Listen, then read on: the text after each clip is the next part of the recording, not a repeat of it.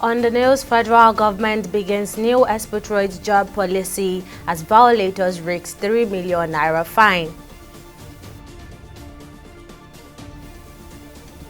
Africa Development Bank to boost food production in Nigeria with $134 million.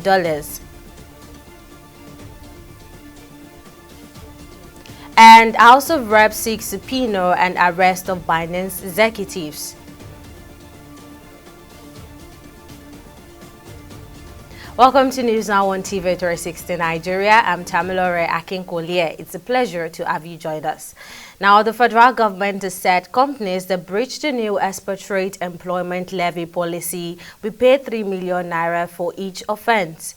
Launched in February 28, 2024 by President Bola Tinubu, the expatriate employment levy is a financial contribution imposed on employers who hire foreign workers.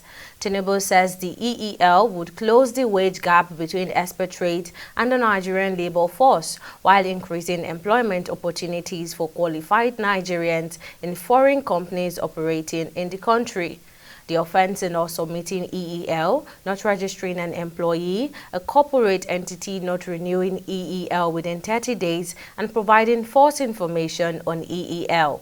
The levy, which is mostly on the offshore earning of expatriate workers in Nigeria, aims to balance economic growth and workforce development by ensuring equitable contributions from expatriate employment. Now, joining me to discuss this further is Adewale Oyenride, the Director General of Nigeria's Employers Consultative Association, NECA. Thank you for joining us. Now, can you tell me your take on this new expatriate employment levy policy recently launched by President Bola Tinubu? Thank you for having us. I think for us, it's a straight issue. While government has the right to come up with policies and programs to drive its objectives, it's also very important that those policies doesn't stifle or create contradictions for operators in that same economy and critical operators like the organized private sector. And that was part of the reasons why we made our concern known to relevant authorities to say this policy, beyond the pros behind it, beyond the figures as per how much the government might make from it, either the government or individuals might make from it, the whole policy itself raises a very salient and very important issue. No, starting from the issue of when part of the things was supposed to do was to reduce wage gap. You wonder how exactly that is going to reduce wage gap. How exactly we paying $15,000 to government coffers, or 10,000 to government coffers? How exactly is it going to reduce the wage gaps? Provide jobs for Nigerians, the same massive Nigerians that are currently leaving the country in droves. Our experts, about the level and quantum of Nigerian experts that have left this country in the last 2 years is quite alarming. So why not let's deal with the reasons why they are going out, rather than stifle those organizations that are basically struggling to keep the economy afloat. So we've raised issues concerning its legality. We've raised issues concerning the appropriateness. We've raised issues concerning the contradictions within the context of that policy itself. And without beyond raising those issues, we've also come up with recommendations to government for government to consider. This policy is anti-investment, is anti-growth, and is also anti-job creation. In fact, it will do contrary to what it is purported to do. All right, Mr. Oyenride, what potential challenges do you foresee in implementing this particular policy? The first issue is the legality of it. The first issue about the legality. That Section 59 of the Constitution explicitly states that for any levies, fees, taxes that must be collected in the country must be backed by law, by legislation. We are not convinced that this levy has any legislative backing. That is one. There are other current law, the Immigration Act, states explicitly what a company should do before bringing in an expatriate. And part of those conditions are that the company must advertise that position and be sure that no Nigerian is qualified for it or no Nigerian applied for it before the company can go ahead and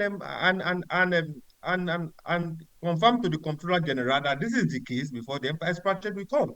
The Local Content Act in the oil and gas industry also specifies the parameters and the process for which an expatriate can come. And Nigerians that must be prepared to work with the expatriate so that within a short while, skills can be transferred. So why not let's strengthen those regulatory frameworks? But let's strengthen them so that we make it more operational, we make it more effective. If the people that are running it are the problems, then let government change the people. We cannot say that there are no credible Nigerians if government feels that those operating the process currently are not qualified enough. There's no reason why we cannot get qualified Nigerians to address those. We also raised the issue of appropriateness, which is very fundamental. It will surprise you that in the last 2 weeks, two or three big brands, big organizations in this country, they've declared massive losses induced by the shocks in the environment, induced by the shock of forex, induced by the challenges they face operating in this environment. And in the last 1-2 years, even before this administration came in, businesses have been leaving this country in growth. So we need foreign direct investment. So you cannot go out in one breath. The president is in Qatar, or probably is back now, His Excellency. And we cannot go out seeking for foreign direct investment, and at the same time, you are creating bottlenecks. You are creating bottlenecks for those same investors to come into this country. For us, we think it's contradictory, we think it's confusing, and we think this policy will do more harm than good to this economy. And lastly, for me, is the contradictions, the massive contradictions. One of the characteristics of the last administration was when one policy will negate the effect of another policy, one policy will neutralize the effect of another policy. And we see this happening. Now, the policy said companies will pay $15,000. It is not 15,000 naira. It is $15,000 and $10,000. While the Presidential Fiscal Monetary Committee, headed by Taiwo Oyedele, is doing as work for a year, and we are also part of that committee. The OPS is part of that committee to streamline taxes and levies so that the parameter or the ease of doing business in this country will be enhanced. In another breath, we are coming up with companies to pay $15,000, to pay $10,000 for bringing expatriates to this country. The same talent, the same talent that we as Nigerians, we cannot hold, because as I mentioned earlier, in the last 2 years, you can also imagine the quantum of the experts, the talents that we have in this country that have moved to Europe, that have moved to America because the environment wasn't conducive for them to operate. Yes. Now, when eyes are going sorry out, to cut you short, Dr. Onyenride. I'm so sorry to cut you short, but due to time, we appreciate you speaking with us. Moving on, the House of Representatives Committee on Financial Crimes has taken a significant step in response to the absence of Binance executives from an investigation hearing. The committee, led by Obinna Omosigbe, has decided to recommend evoking the House's power of subpoena and potentially arrest the executives of Binance. The committee had summoned Binance executives to address allegations related to terrorism, financing, money laundering, tax evasion, and other financial crimes. However, the company's representatives failed to appear, citing concerns including recent arrest of the executives. Omosigbe expressed dissatisfaction with the legal representation sent by Binance, reiterating the committee's stance that officials must appear in person. Consequently, the committee has resolved to recommend to the House of Representatives the issuance of a subpoena and warrant for the arrest of Binance executives. The African Development Bank has announced a monumental investment of $134 million to bolster Nigeria's agricultural sector, with a potential focus on increasing food production. Akinwumi Adesina, the president of AFDB, unveiled this commitment during his visit to the Center for Dryland Agriculture at Bayero University, Kano, over the weekend. Adesina elaborated on the bank's ambitious plan, which includes supporting the cultivation of various crops across Nigeria. In addition to these long-term goals, Adesina highlighted immediate initiatives to address pressing agricultural needs. In March, the AFDB would support Nigeria in cultivating 118,000 hectares of heat-tolerant wheat varieties and an additional 150,000 hectares of maize. Adesina emphasized the importance of providing timely information to farmers, particularly in the face of climate change challenges. Now, earlier on, I spoke with agro-entrepreneur Julius Oga on the AFDB investment. I began by asking him his thoughts on the potential impact of the $134 million investment in Nigeria's agricultural sector on addressing the current food inflation crisis. It's a good development. The African Development Bank is a development institution and a development partner to Nigeria. And don't forget that Nigeria is the largest financier of that institution on the African continent. One just wishes that other development institutions will key in, especially in view of the current economic and financial crisis facing Nigeria, which is supposed to be like the lead country in Africa. This is not the first time the African Development. Remember that in 2003, about October and November, the African Development Bank released about over $800 million to finance agro-processing in about 11 African countries. So such an investment is very, very critical. Financing agro-processing completes the agro-value chain. Part of the problem we're suffering from right now is because the processing aspect, the processing link in the agricultural value chain in our country is completely undeveloped, which is the reason why a lot of food comes to waste and people are hungry in the midst of so much food, because food comes to waste. Now, with Nigeria resorting to importing grains from Ukraine, a country embroiled in conflict. Now, what are the risks and challenges associated with relying on such sources for food supply? Well, I would say this really is a tough one. It is almost strategically impossible, and it is very difficult because Ukraine is in crisis and Ukraine itself is in a state of emergency, even though it might need foreign exchange. Of course, agriculture is one of its strategic advantage export commodities, but then you have so many competition at the moment, so much competition from other places wanting grains from Ukraine. But if you ask me, the bottom line is, well, if we pull it through, good and fine. But I am not too optimistic about the possibility of getting grains from Ukraine, or even if we do in good quantity enough to, help resolve the problems we have at the moment. And I was Julius Oga, an agro-entrepreneur, speaking on the ongoing food inflation crisis in the country. Now, President Bola Tinubu has rounded off his visit to Qatar with a call on Qatari investors to come and invest in Nigeria, telling them that there is nowhere in the world where one will find a return on investment at a level that is obtainable in the country. He added that Nigeria boasts a massive market of skilled workers who are industrious and ready to work.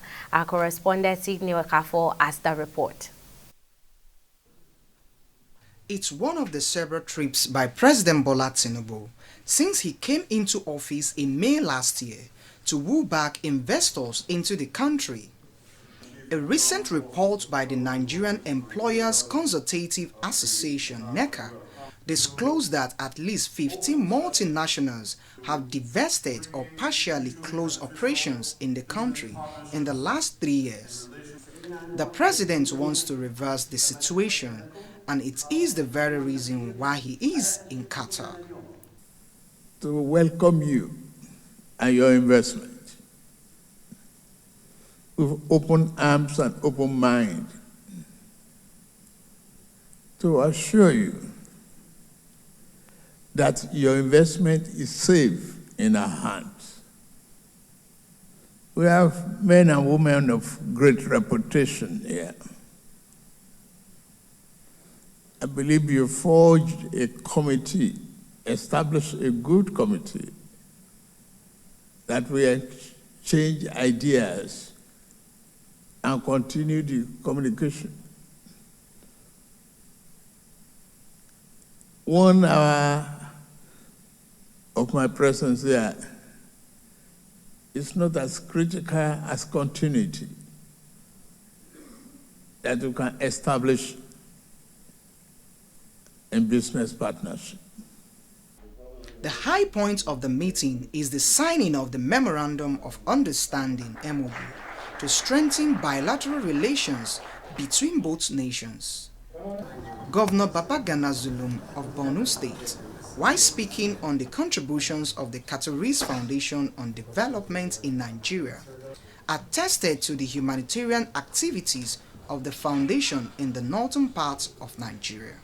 We believe with the presence of the President of the Federal Republic of Nigeria, this organization will provide some support to the government of Nigeria, both at the national and sub-nationals, because the main objectives of the initiatives of Qatari foundations are geared towards enhancing education, science, and research and community development.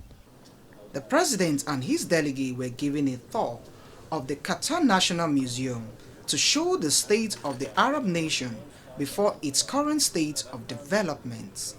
This is absolutely amazing because you really do get inspiration. You know, we have a plan to do a national museum and a number of other museums all over Nigeria and a number of museums even within some of our missions abroad. So this has been a great inspiration, and I can see where we can tap into the wealth of knowledge of what they have done here in Qatar and to be able to add value to the arts, culture and creative economy within Nigeria. The President told the host nation that the coordinating Minister of the Economy and Minister of Finance, Wale Edun, will serve as the team leader of the government that will interface with Qatari authorities in investment identification and implementation to avoid any issues.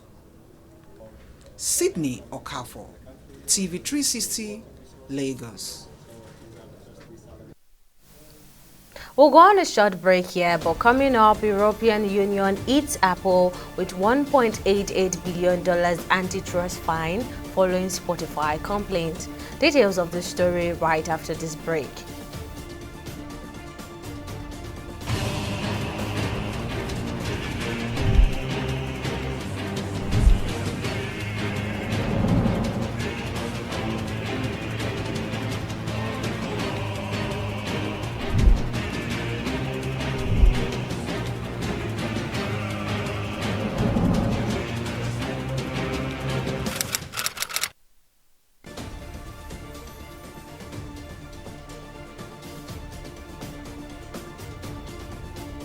Welcome back. Now, a quick recap of our headline stories. The federal government has said companies that breach the new expatriate employment levy policy will pay 3 million naira for each offense.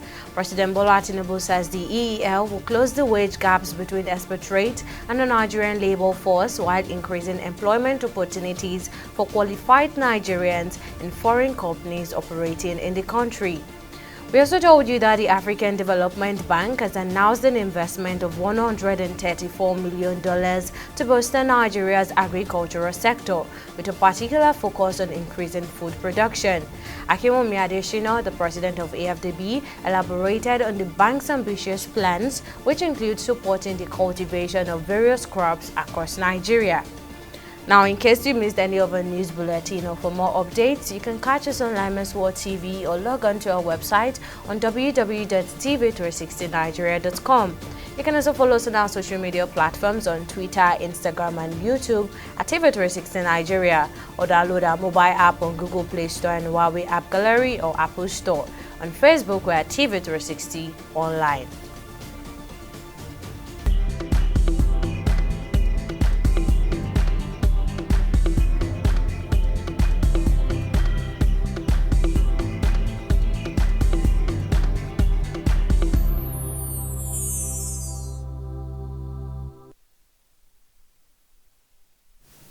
It's now time for business news, and Okweyemi Owosheni has the latest in the world of business. Over to you, Okweyemi. Thank you, Tamilore. Hello and welcome to Business News. In the world of business, the European Union has fined Apple the sum of $1.8 billion for favoring its own music streaming service rather than rivals.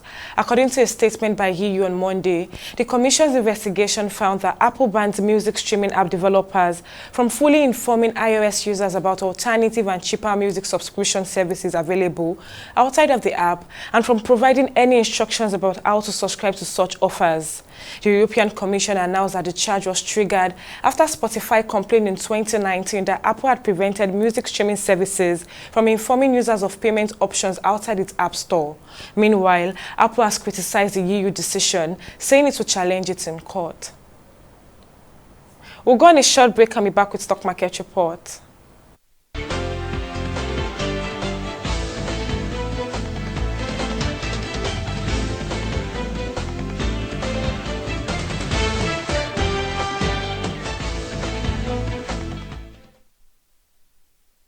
Nigeria's equities market opened the new week on a positive note, rising by 0.1% with the market capitalization at 59.9 trillion naira. Now, in the aggregate, 125 NGX-listed equities participated in trading, ending with 25 gainers and 25 losers. Transcorp Nigeria led the gainers with a 9.94 share price appreciation, closing at 15 naira 70 kobo, followed closely by PZ Customs Nigeria, which closed at 37 naira 10 kobo. Now, at the end of the first weekday of trading on the Nigerian Stock Exchange, that's NGX, a total of 429 million volumes of shares were exchanged in 10,749 deals, corresponding to a market value of over 19 billion were traded. Now, compared with the previous NGX trading day, that's Friday, March 1st, 2024, today's data shows 17% improvement in volume, 194% improvement in turnover, and 17% improvement in deals. Now, a switch to our select global stock, well, reverses the case for our select global stock today, as the UK FTSE and US Dow Jones ended in the bears at 0.55% and 0.27%. It's good news, however, for Japan's Nikkei, as it ended in the bullish territory at 0.50%. Well, that's it on both business and stock market reports. Back to you, Tamilore, for the rest of the news. Thank you, Okweyemi. Now, on the global scene, U.S. Supreme Court has unanimously dismissed the state court ruling that could have hindered former President Donald Trump's political aspirations to run for the White House again. The ruling, which favored the former president, was delivered on the eve of the Super Tuesday primaries, while Trump is expected to solidify his position as a Republican frontier for the upcoming presidential election against President Joe Biden. The heart of the case was whether Trump should be disqualified from appearing on the Republican presidential primary ballot in Colorado due to his alleged involvement in the January 6, 2021 assault on the U.S. Capitol by his supporters. The court said the responsibility for enforcing the relevant constitutional provision, according to Section 3 of the 14th Amendment against federal office holders and candidates, lies with Congress and not individual states.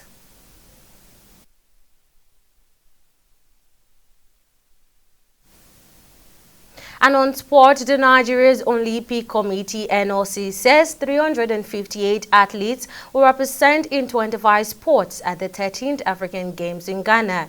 Tony Ndiaye, NOC spokesperson, revealed the number of athletes in a statement on Monday in Lagos. Nigeria is competing in 25 sports at the event, and Nigerian athletes were accredited at the delegation registration meeting conducted on March 4, 2023. The 13th African Games will be held from March 8 to 23rd in Ghana and will be hosted across 3 cities, which is Accra, Kumasi, and Cape Coast. And still on sport, FIFA President Gianni Infantino has said the organization is against the International Football Association board's proposal for blue cards, adding that it was unaware of the idea before it caught the public eye. The proposal was from football's rule-making body to introduce blue cards, which give referees the power to send players off for 10 minutes for dissent or committing cynical fouls, which was discussed with FIFA and the IFAB annual general meeting in Scotland. This decision suggests FIFA's preference for the existing yellow and red card system, despite ongoing discussions about potential improvements. no, there will not be any blue cards used at elite level. This is a topic that is non-existent for us. FIFA is completely opposed to blue cards. I was not aware of this topic, and I'm the president of FIFA, and I think FIFA has a say in the IFAB. We are always open at IFAB, at FIFA, to look into ideas, into proposals, and every proposal and every idea has to be treated with respect, of course. But once you look at it, you also have to, protect the game, the essence of the game, the tradition of the game. The entertainment industry in Nigeria at large has been sent into grief with the demise of comic Nollywood veteran John Okafor, popularly known as Mr. Ibu. The icon died of a cardiac arrest on Saturday, March 2nd, 2024 at Evercare Hospital in Lagos, aged 62. TV360 correspondent Chidi Igwe has the rest in this report.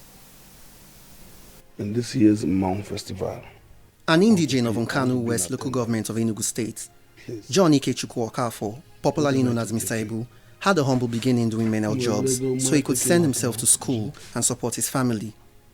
Mr. Ibu was a Nigerian actor and comedian who had appeared in over 200 Nollywood movies, some of which are Mr. Ibu, Mr. Ibu and his son, Mr. Ibu in London, Husband Suppliers, International Players, amongst others.